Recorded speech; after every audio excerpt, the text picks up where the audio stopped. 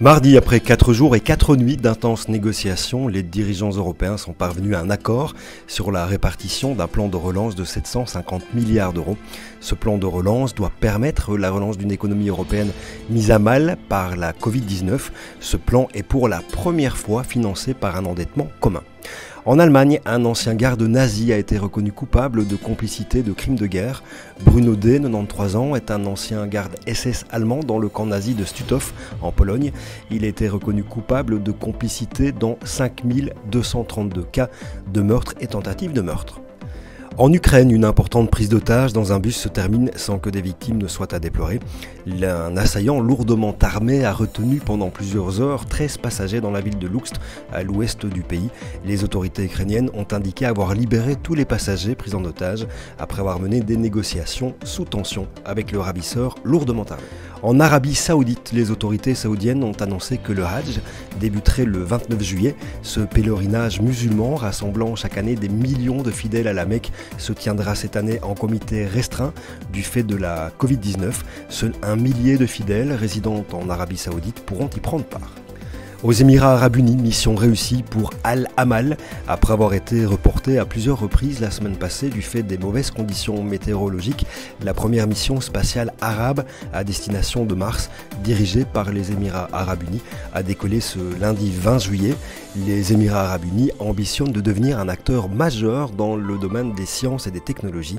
La sonde devrait commencer à orbiter autour de Mars d'ici février 2021. Spatial encore, la Chine a lancé avec succès ce jeudi 23 juillet une sonde qui doit atteindre la planète Mars. La sonde a été propulsée par une fusée Longue Marche 5, la plus puissante de la panoplie chinoise, qui est partie du centre de Wengchang.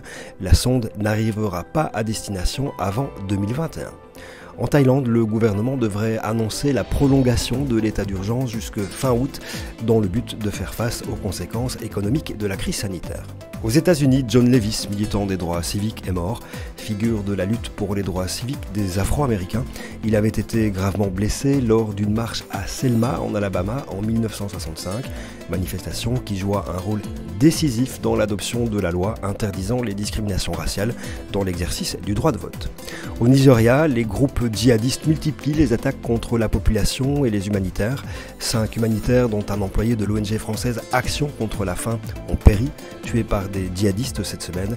Les victimes avaient été enlevées dans le nord-est du pays au début du mois de juin dernier. En République démocratique du Congo, le président Tshisekedi a annoncé mardi la levée de l'état d'urgence sanitaire. Il a toutefois précisé que la reprise des activités serait progressive. En Afrique du Sud, André Mlangeni, dernier compagnon de lutte de Nelson Mandela, est mort. Grande figure de la lutte contre l'apartheid, ayant passé 26 années de sa vie en prison, Andrew Mlangeni est décédé à l'âge de 95 ans. Au Brésil, le cap des 80 000 décès liés à la Covid est franchi. Par ailleurs, le président Jair Bolsonaro a été testé positif une deuxième fois au coronavirus. Il ne présente cependant aucun symptôme de la maladie. Toujours au Brésil, le défenseur emblématique de l'environnement et des peuples indigènes, Raoni, va mieux. Raoni présentait un état général très affaibli, mais il n'est pas malade du coronavirus. Enfin, au Mexique, l'étau se resserre autour de l'ancien président Enrique Peña Nieto, soupçonné de corruption. Président entre 2012 et 2018, Peña Nieto pourrait être poursuivi pour corruption. Son homme de confiance a été extradé d'Espagne, Emilio Lozoya. Ces futures révélations pourraient mettre en cause M. Peña Nieto, soupçonné d'avoir orchestré un vaste système de malversation financière.